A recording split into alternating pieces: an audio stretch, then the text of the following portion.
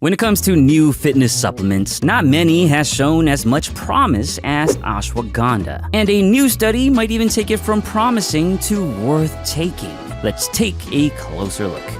For those of you not familiar with it, ashwagandha is a plant with a name of Sanskrit origin, meaning horse smell, describing the amazing aroma of the plant's roots. And for centuries, it is the roots of the ashwagandha plant that many believe possesses much of its benefits, especially its ability to reduce anxiety and stress, but also improve sleep and boost immunity. More recently, with some surprisingly positive, scientifically supported evidence, ashwagandha has also been making some noise within the world of fitness. And dare I say, when considering all the research, including this new study, ashwagandha may very well become the next big fitness supplement, unlike so many of the fat supplements that came before it. You know, like exogenous ketones, insect hormones, and of course, kale. Well, kale is just trash period, and no amount of science can tell me otherwise. What this new study does well is the one thing we always love to see in science, and that is replication. In other words, it found very similar outcomes as research in the past, which only strengthens our confidence in the results. On top of that, the study produced somewhat new findings that is also worth looking into. This study by Verma and colleagues was an 8-week randomized control trial with 73 physically active adult participants. All participants performed a full-body resistance training workout 3 times a week. Of course, the difference is that some participants were given 600 milligrams of ashwagandha root extract per day, whereas the others were given a daily placebo. So what were the results? For strength gains, unfortunately, ashwagandha did not provide statistically significant benefits over the placebo. For muscle gains, it's more of a mixed bag. Some muscle regions didn't see better gains, but some did, like the chest and upper arms. An important caveat here, however, is that the researchers measured muscle gains using changes in the circumference of these muscle regions. Unfortunately, circumference measurements are not the best indicator for muscle growth, since not only muscle mass, but also other body masses, like water and fat mass, can influence the outcome. So it's hard to say how much of the changes were due to muscle itself. However, there is some good news we can extract from these muscle and strength findings. Even though the results weren't too spectacular, overall, there was a trend in favor of ashwagandha, especially when the researchers controlled for factors like sex and BMI. Usually with these types of trending outcomes, researchers are more enticed to test out the outcome even more. Maybe under different conditions, like longer trial periods or with more physically advanced subjects, a more statistically relevant outcome can be produced. Because of this, I wouldn't give up on ashwagandha for strength and muscle just yet, and see if anything pops up down the line.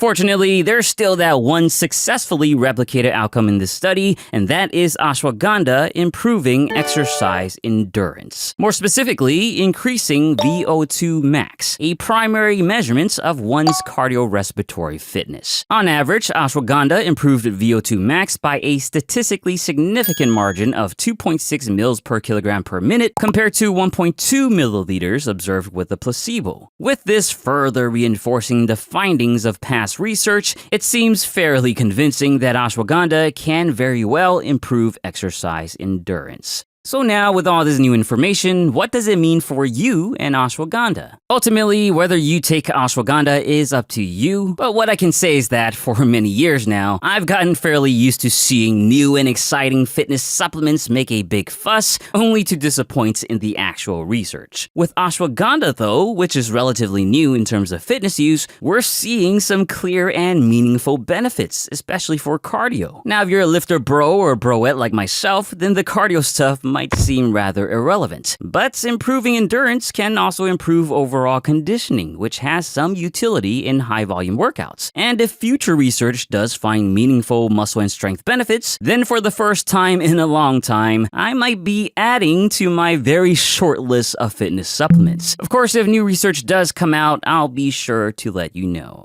If you enjoyed this video, then please give it a horse-smelling thumbs up and share it with your ashwagandha-loving friends. Subscribe for more and let me know what you think about ashwagandha in the comments. As always, thank you for watching and don't forget to get your protein.